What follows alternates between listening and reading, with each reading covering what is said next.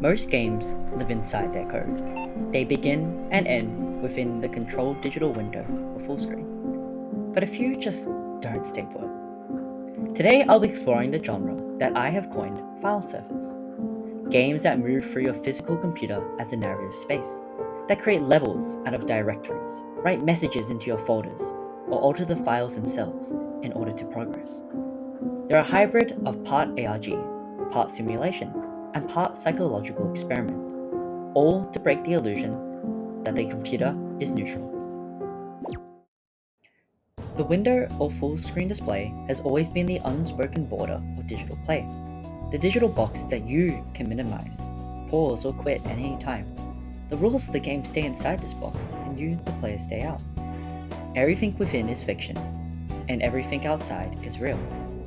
This boundary has shaped how we understand and trust about games. It's the contract between player and program, a shared understanding that no matter how chaotic the story becomes, the game's effects will stay contained. You can fight dragons, crash cars, destroy cities, or die a dozen times in a minute, but when you hit escape and quit, all of it stops. It's also what gives games their unique power. Unlike film or literature, video games create immersion through control. You enter the world, act within its limits, and then return to your own. The window frames that relationship, turning complex systems into digestible, predictable experiences. But what happens when that frame breaks? When the window isn't just a portal, but a trapdoor? File servers deliberately dismantled that contract. They refuse containment. They treat your computer, your desktop, your folders, even your data as part of the physical world. Once a game can step outside its own window, the boundaries between player, machine, and fiction blur. Your computer, once neutral ground, starts to feel sentient. Back in 1997, when the internet was young and computer viruses were a genuine source of anxiety, Virus the Game turned that fear into play. This was an era where home computers were only just entering mainstream life. Email chains, pop-up ads, and mysterious floppy disks passed from friend to friend all carried the potential for real infection. Antivirus software was primitive, and public understanding of what a virus even was still blurry. Into this landscape came Virus the Game, a title that deliberately blurred the line between safety and danger. On the surface, it looked like a simple 3D shooter, but instead of fictional levels, the game scanned your hard drive and built its environment out of your actual directory structure. The downloadable demo came packaged as a .exe file that appeared to delete Windows systems files, a publicity stunt that went semi-viral. For a few seconds, all your files disappeared before flashing, "Thank God this is only a game. How well do you know your system?" For all its technical innocence, Virus the Game achieved something rare. It made people feel the fragility of the digital space they inhabited. It was the first time a game made players aware that the screen wasn't a boundary, but a surface between these two interconnected worlds. Ultimately, it was all an illusion. No files were ever deleted, no data ever truly lost. But it pioneered a new kind of digital horror, the fear of the interface itself. 15 years later, Imscared turned that same concept into psychological horror. It begins as a low-resolution maze game. Quiet, empty, and almost kind of nostalgic. You search for keys and open doors, just like every other game. Then without warning, it crashes. After you restart, you're thrown back to your desktop, and that's when you notice it. A new text file. Its name? Attention.txt. The game's speaking to you, the player, for the first time. And at this point, I'm Scared doesn't just exist within its box like so many others. It's leaking into your computer, using the desktop as its second layer. Each session leaves more traces, corrupted images, folders, and text files that lead clues to progress.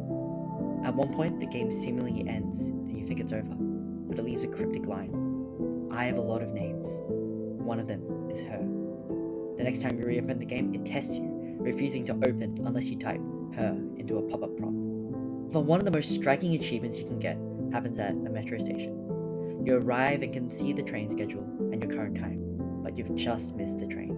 And if you change the actual time on your computer clock, the train will reappear, as if you've bent time itself. It's a small but brilliant trick. The game forces you to think outside its own code, using your own operating system as part of the puzzle. And moments like these show why file servers can be so compelling and satisfying when done right, as they really lead into our willingness to experiment and innovate as humans.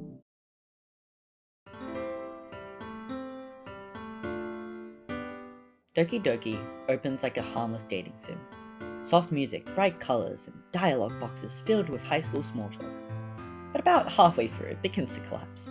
Text boxes repeat lines that shouldn't exist. Characters glitch and speak as though they're aware of being watched. Then comes Monica. She's the club president, and at that point, realizes she's inside the game. She slowly turns self-aware, breaking through the script to address you, the player, directly. Her affection twists into obsession.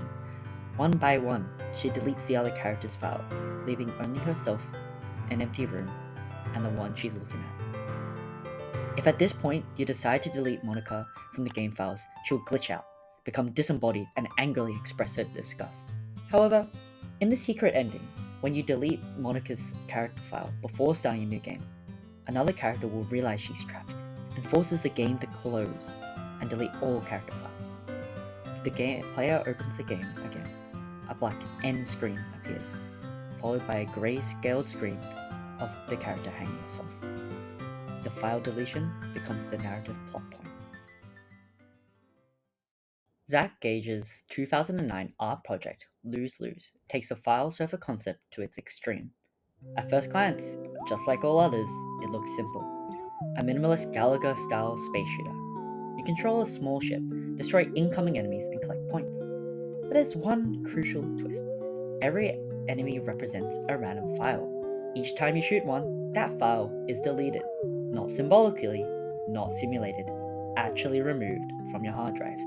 Photos, essays, save files, entire programs, gone. And if you lose the game, it deletes itself. There's no illusion here, no safety net. Lose-lose breaks the unspoken rule that games are contained and reversible. Every action carries a real consequences outside the screen. It forces the player to think about how the violence is built into play, and how we can destroy thousands of digital entities without hesitation, without ever considering the costs. Creator himself, Gage, described it not as a threat, but as a reflection. It's not meant to be a negative game, he explained. I feel like just discussing it without playing it is a win state. That statement reframes lose-lose entirely. The game isn't asking to be played, it's asking to be understood. Simply knowing it exists is the point. The moment you open it, you've already crossed the ethical line it was meant to reveal. This is the power of a real file surfer game.